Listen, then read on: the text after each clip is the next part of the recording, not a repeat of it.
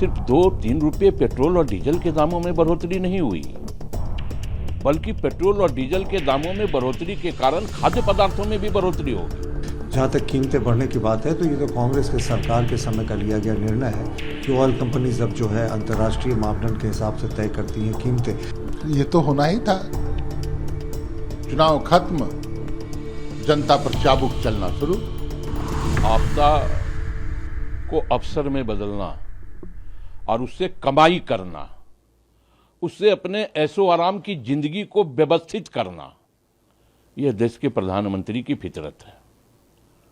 जनता पूरी तरह से त्राहिमाम है।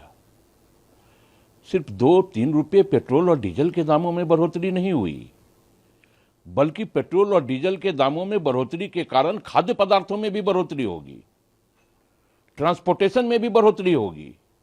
मतलब अब महंगाई पूर्ण रूपेण चरम पे आ जाएगी। निम्न वर्गीय, मध्यम वर्गीय परिवार के लोग कल भी अपनी थाली से रोटी गायब पा रहे थे और अब तो उनके थाली में रोटी आएगी ही नहीं। तो हमें लगता है कि देश के प्रधानमंत्री से देश संभल नहीं रहा है। कोई विजन नहीं है देश के प्रधानमंत्री के पास। देश के प्रधानमंत्री को इस्तीफा देना चाहिए। देखिए, पेट्रोल डीजल की कोई स्टॉक की क्राइसिस नहीं है देश में। प्रधानमंत्री जी ने आश्वस्त किया 60 दिनों का जो हमारे पास है पेट्रोल और डीजल का स्टॉक है और निरंतर हम इसको मल्टीपल सोर्सिंग से ये इस स्टॉक को बढ़ाने की कोशिश कर रहे हैं। हाँ, ये पैनिक बाइंग जरूर हो गई है। कुछ लोगों ने ऐसी अफवाह उड़ा दी कि पेट्रोल डीजल की किल्लत है, हालांकि ऐसी कोई बात नहीं है। जहाँ तक कीमतें बढ़ने की बात है तो ये तो कांग्रेस के सरकार के समय का लिया गया निर्णय है कि ऑयल कंपनीज अब जो है अंतर्राष्ट्रीय मापदंड के हिसाब से तय करती हैं कीमतें। हालांकि पिछले अगर आप देखें 3 वर्षों में रूस यूक्रेन युद्ध हुआ, ईरान इजराइल युद्ध हुआ, पूरी खाड़ी में संकट है, स्ट्रेट ऑफ हॉर्मुज में ब्लॉकेड है और उसमें पेट्रोल और डीजल की कीमतें, जो क्रूड ऑयल की कीमतें लगभग दुगनी हो गई 3 वर्षों में।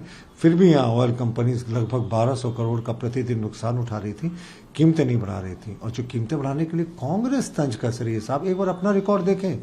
2004 और 2014 के बीच में पेट्रोल की जो कीमतें थी वो 210% बढ़ गई थी। डीजल की कीमतें जो थी वो 22-24 रुपए से 58 रुपए प्रति लीटर हो गई थी 2004 से 14 के बीच में, यानी वो 220% बढ़ गई थी। और हमारे कालखंड में पिछले 20 वर्षों में, माफ कीजिएगा, पिछले 12 वर्षों में पेट्रोल और डीजल की कीमतों में क्रमशः सिर्फ 60% और 70% की वृद्धि हुई है। हाँ, 3 रुपए की जो वृद्धि है ये आम जनता पर तो एक थोड़ा सा महंगाई का बोझ है, लेकिन 191 देश हैं जिन्होंने पहले पेट्रोल और डीजल की कीमतें बढ़ाई हैं। हम 192 देश बने हैं। काफ़ी हमने इंतज़ार किया कि जनता को इसकी मार नहीं पहुंचे, लेकिन एक डिफिकल्ट डिसीजन तो ऑयल कंपनीज को लेना था क्योंकि वो ब्लीड कर रहे थे और पूरे तरीके से वो इकॉनमी उनकी कोलैप्स कर जाती। नहीं, आप कांग्रेस कार्यकाल को क्यों कंपेयर कर रहे हैं? My bad is good than your bad, ऐसा तो इस लॉजिक तो नहीं चल सकता ना। नहीं, कांग्रेस महंगाई मैन और तरह तरह की चीजें मोदी जी के लिए कह रही है, तो हम क्या कहेंगे? जो 2004 से 14 के बीच का उनका कार्यकाल था वो जनता के लिए काला अध्याय था। 210% और 220% पेट्रोल डीजल की कीमतें बढ़ी थी उनके 10 वर्षों के कार्यकाल में। हमारे समय तो 12 वर्षों में ये 60% और 70% पेट्रोल और डीजल की कीमतें बढ़ी हैं। और अभी भी खाड़ी में जो संकट है, विकराल संकट है, और ये संकट सच में है, देश में संकट नहीं है साहब, पूरे विश्व में संकट है। हमने तो फिर भी प्रधानमंत्री जी की दीर्घकालीन सोच के कारण अपने आप को बहुत मल्टीपल सोर्सिंग करके महफूज रखा है इस संकट से, और हम अभी भी बाकी देशों की तुलना में बहुत बेहतर स्थिति में।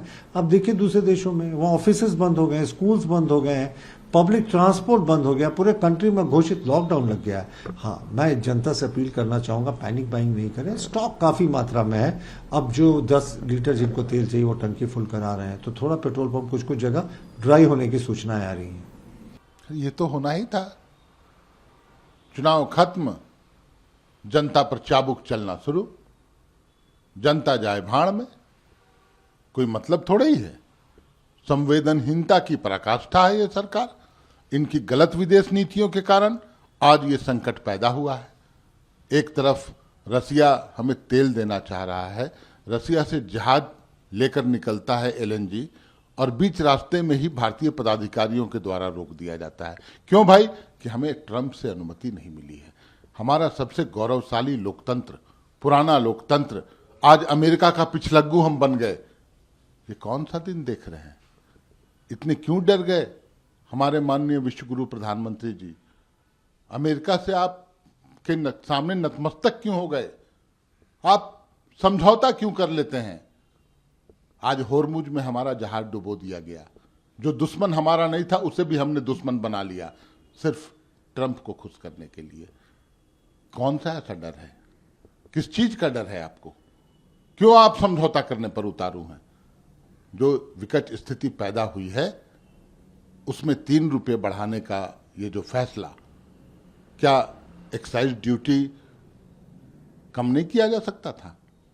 क्या जो पिछले 5, 6, 7 वर्षों से जो घटी हुई दरें थी, 65 डॉलर प्रति बैरल तक बाजार में मूल्य था और भारत को मिलता था, उस समय 4 लाख करोड़, बोलने में भी गड़बड़ा जाते हैं लोग, 4 लाख करोड़ रुपया पर एनम या तो पूंजीपति मित्रों ने कमाया या तेल कंपनियों ने कमाया। तो सैक्रिफाइस जनता क्यों करेगी? सैक्रिफाइस वो तेल कंपनियां या सरकार क्यों नहीं करती? पूंजीपति मित्र आपके क्यों नहीं करते? तो आज पूरी तरह से एक बहुत ही दुर्भाग्यजनक स्थिति पैदा हो गई है और ये पैदा किया गया है एक व्यक्ति के गलत नीतियों के कारण। देश आज इस संकट में है। प्रभातखबर.com, विश्वास वही, रफ्तार नहीं।